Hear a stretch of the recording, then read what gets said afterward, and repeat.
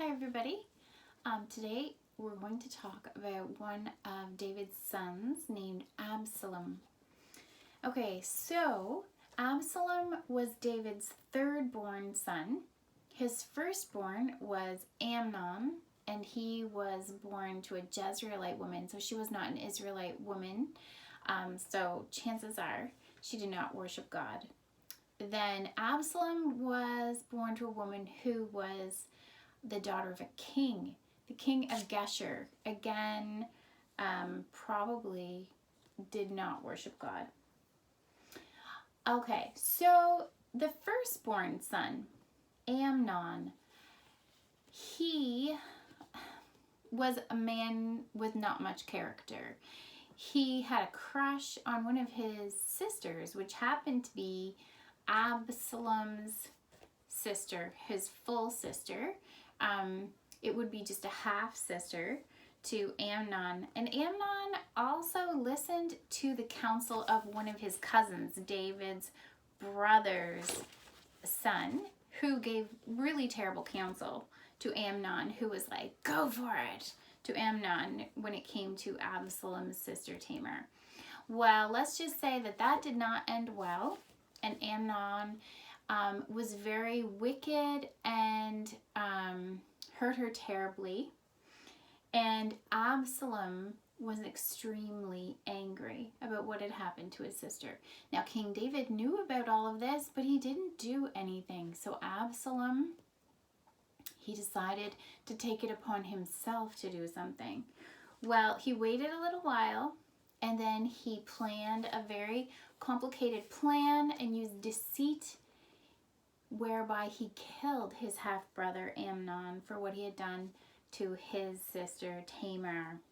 Okay, so remember when David had done his big sin, God had told him that the sword would not depart out of his house, and that evil would rise up against him from his own house. When he was sinful, he wasn't setting a good example for his family, and that may have been part of the problem here. So Absalom had to run away. He ran away to Geshur. Remember, he was the grandson of the king of Geshur. So he ran away because he had just killed his brother, and he had to stay there for 3 years. Now, David was very sad about his son being gone, but he didn't know what to do about it. Finally, after 3 years, he called him back to Jerusalem to come back and live there, but he didn't call him to come and see him personally. So Absalom was able to live in Jerusalem, but he wasn't able to see the king.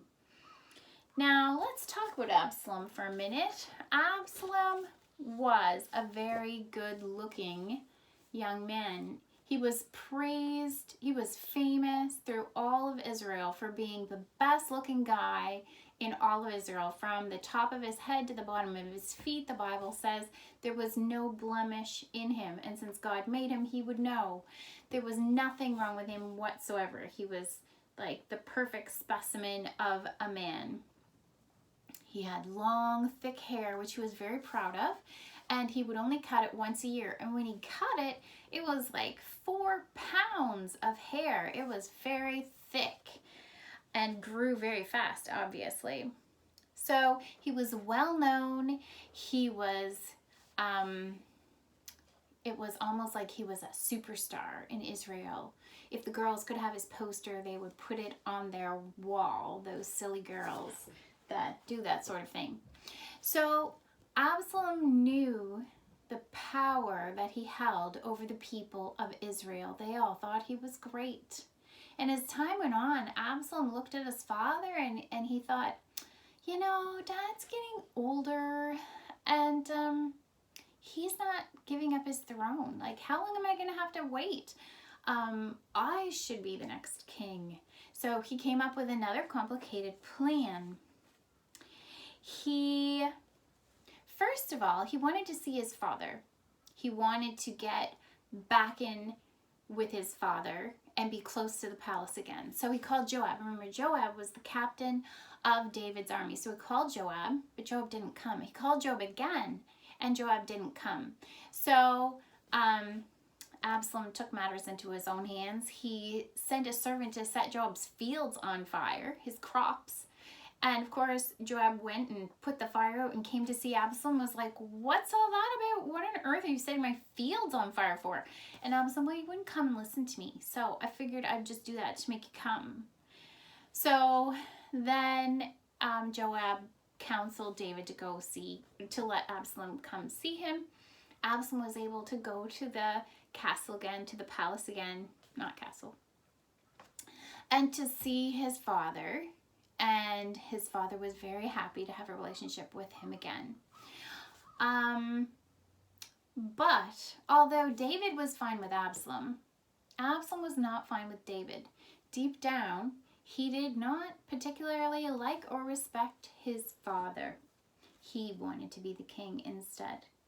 So the next part of his plan was he got chariots, fancy chariots, and lots of beautiful horses. And he hired 50 men to run in front of the horses and basically announce his arrival. Everywhere he went, there was like a parade. So people always knew when he was coming, and it would be like someone who always drove a convertible sports car that was incredibly expensive, that everybody thought was amazing, so that everywhere he drove, they were like, oh, look at Absalom and his fancy chariot. Look at those horses. If I could have just one of those. And all those men announcing his arrival. He's just amazing. Look at his hair. Oh, he's so good looking. Oh, wow. And so the next part of Absalom's plan was he went to sit at the city gate, the palace gate. So when the people would come to the palace to talk to David, if they had a problem, say their neighbor was doing something that hurt their land or some such thing like that, David would hear their problem and he would kind of judge between people and say what should happen. And so when the people all would come to see David, Absalom would be at the gate and he would be like, oh, hey, how's it going? So nice to see you again. Oh, man, how's your wife? How's your children? How are you getting on? Oh, what's your problem? Oh, that's terrible. You know, there isn't really a judge set up to help you out, but if I were in charge, if I were the judge, I would definitely make sure that things worked out well for you. It's too bad that I'm not. But hey, it's really great to see you. I hope things go well for you. And when they would bow down to him, because he was the king's son, he would be like, oh, no, buddy, no way. And he'd grab them and he'd give them a kiss on the cheek and be like, hey, I'm just really glad to see you. I wish I could help you out. I really do. So he was undermining his father by putting doubt in people's minds that he was going to judge fairly for them and care about them.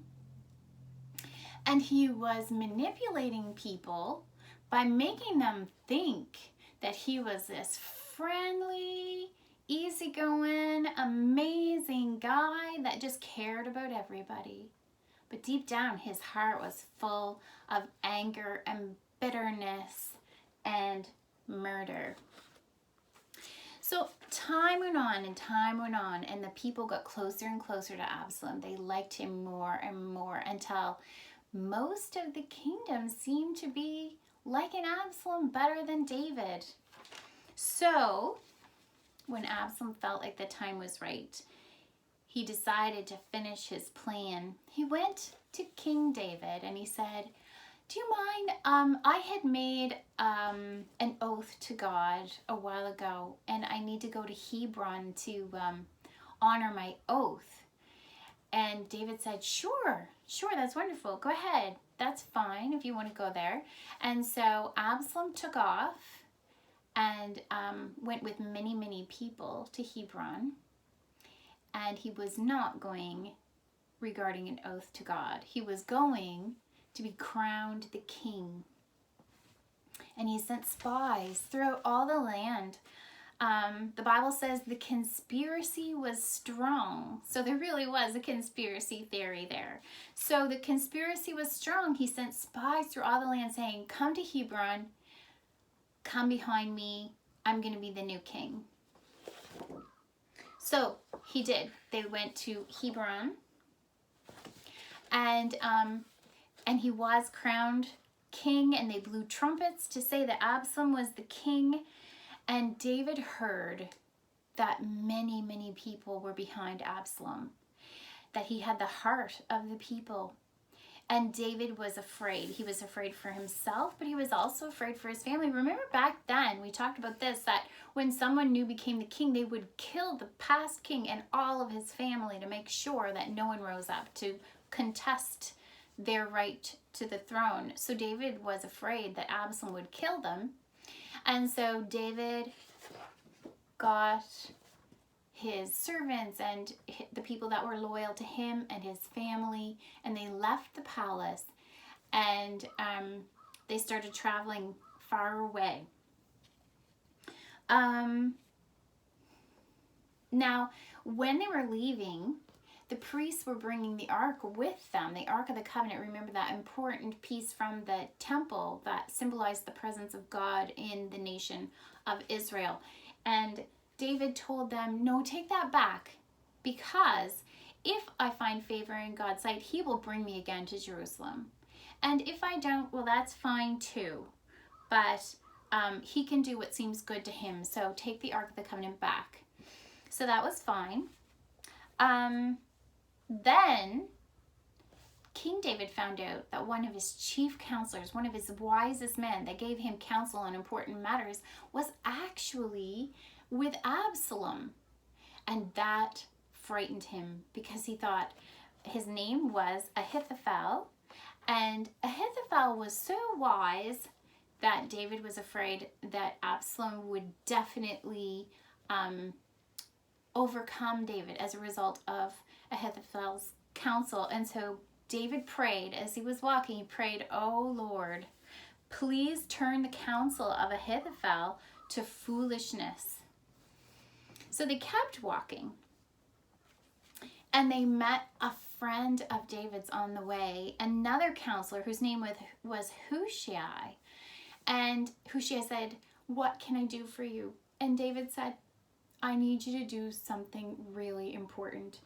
I need you to go to Jerusalem, to go to Absalom and pretend that you also want to be on his side. And I want you to give opposite counsel to Ahithophel, and then I want you to send news to the priests of what's going on, and the priest's sons will run and bring the news to me. So they were going to have a little spy network going on there, right from Absalom's throne room. So that was fine. And then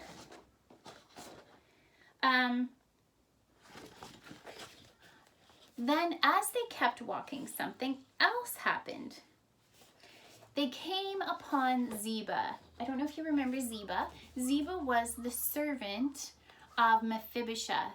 David had given all the lands that had belonged to Saul to Mephibosheth, the son of Jonathan, because of his friendship with Jonathan. And Mephibosheth was lame, so he couldn't farm it himself, so Ziba and his servants were farming it. They were already really rich. Well, Ziba came along, and he brought all kinds of donkeys and food for David and all the people with him. There was bread and raisins and fruit and grape juice. And David said, oh, what's all this? And where's Mephibosheth? And Ziba said, oh, well, Mephibosheth, he stayed back in Jerusalem because he's hoping that he'll get to be the next king, that he'll get the throne of his father Saul, his grandfather Saul. Well, David was very upset by that, and he said, I give you, Ziba, all the lands that I had given to Mephibosheth. And Ziba was like, yay, now I'm really rich and I don't have to be anybody's servant anymore. This is awesome. We'll hear more about that later. Well, as they kept walking, then they came to a man named Shimei. Now, Shimei He was a wicked man who was against David. He had been of the family of Saul, so he really hated David. And as David and all the people loyal to him and his family were walking by on the road with their heads covered and their feet bare to show their sorrow, he started throwing stones at them, at David and his mighty men and his family. He was throwing stones and throwing dirt at them all and cursing them all along the road as they went. Well, David's men said, "Let me go and kill him. He should not be allowed to do that to the king." But David, he was so sad about what was going on. And remember, he always was humble before God. He saw this all as from God's hand, and he was going to accept it, whatever happened. And so David said, "Let him curse. God has let him curse. How can we say no? My own son wants to kill me. Why shouldn't he want to kill me too? The Lord may requite me good for this." In other words, if I am merciful to him, then maybe God will be merciful to me after this is all over. I'm not going to worry about it. I'm going to leave it in God's hands and let him deal with the situation and with this man, this wicked man, Shimei. So they kept going, and back in Jerusalem, Ahithophel and Absalom were in the throne room, and they were taking counsel together. What were they going to do? Well,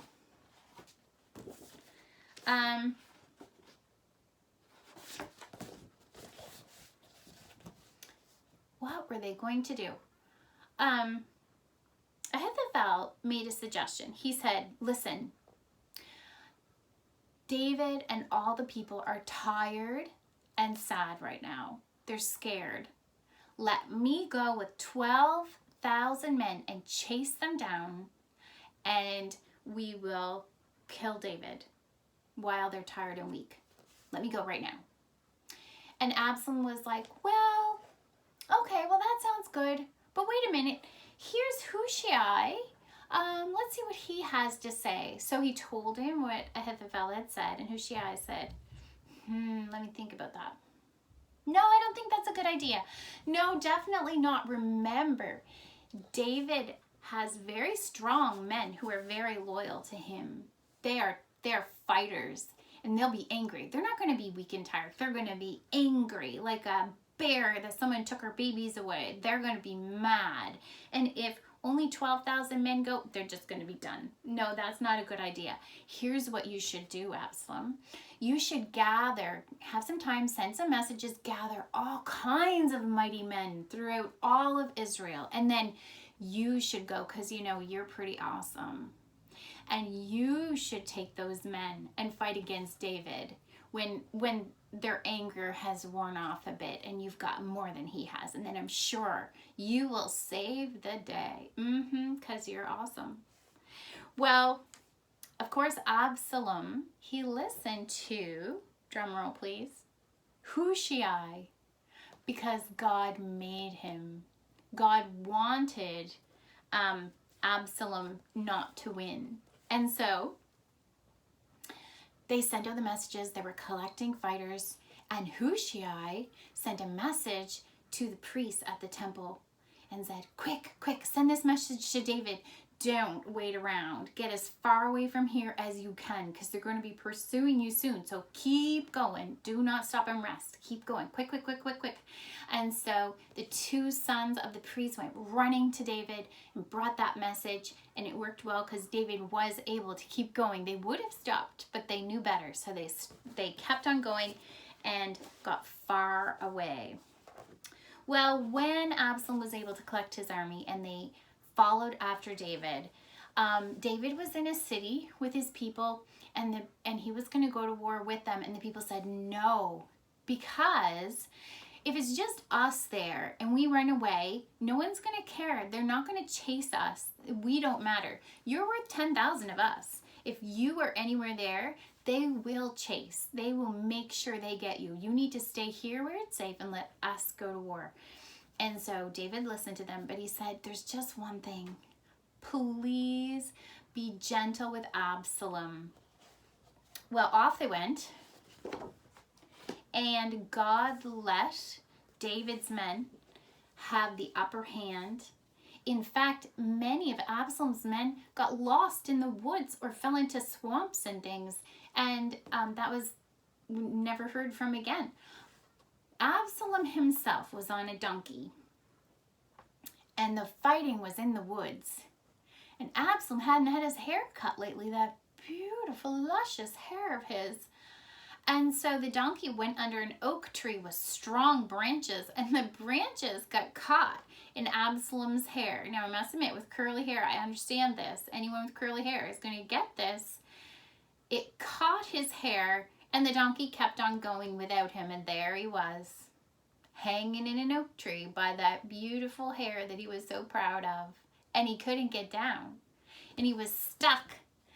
Well, one of Joab's men, remember Joab was David's commander, one of Joab's men saw him and went and told Joab, and Joab went and he killed Absalom, and they buried him, and they went back and they told David. Now, back then, of course, there was no cell phones. They had fast runners that were trained to run long distances quickly, and they would bring messages.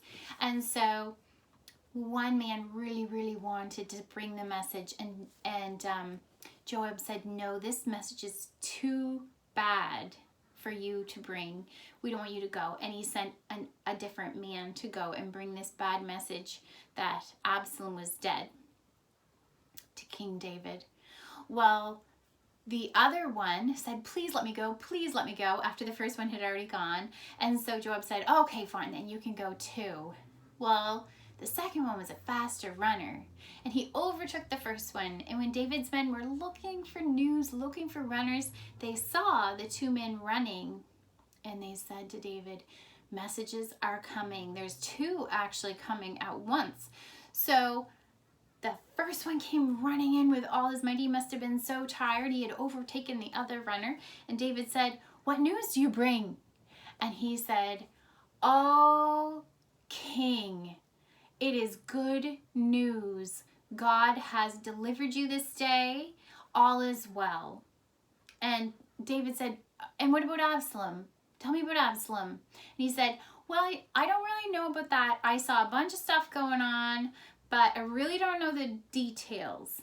And so then the next runner came in, and David said, what news? And he said, may all your enemies be as these ones. God has given you the victory. Everything is good. And David said, but what about Absalom? And he said, Absalom is dead. Well, King David was so sad. He loved his son.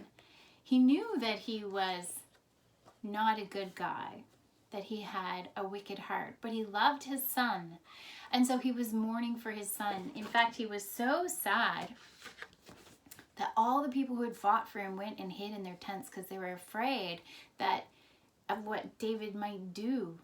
Well, Joab went to David and he said, listen, you are going to end up with a worse problem than you had before if you don't go talk to the people, because they feel like you value Absalom more than them, and they fought and they were ready to die for you, so you need to go talk to them.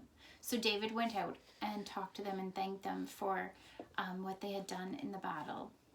And then he sent messengers to Jerusalem to ask them to bring him back. And the people's hearts were unified. God unified the people's hearts to bring David back to Jerusalem to be the king again. Well, on the way back, David met with a couple of people.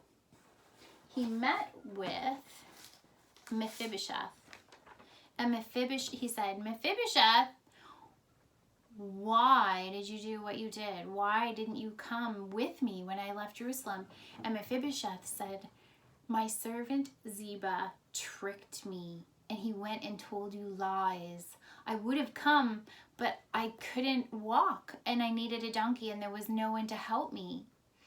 And David said, well, you can split the land with Ziba, because he had taken it from Mephibosheth and given it to Ziba. And Mephibosheth said, oh, it doesn't even matter. I'm just glad you're back and everything is well. Another person he met on the way back was that guy Shemiah. Remember him? He was throwing the stones and the dirt and cursing David. And he met David on the way back. And he was like, I'm so sorry. I'm so sorry. I'm really, really, really, really, really, really sorry. I'm so sorry. And David forgave him because he felt like God would want him to do that. And so he forgave Shemiah and he did not punish him for what he had done. And the people were happy that David came back to the city. So that was just a bit of what happened after David sinned with Bathsheba. Obviously, things did not go all that well. And I'm sure David was repentant many, many times for what had happened. So next week, we will find out more of what happens with David. Thanks. Bye.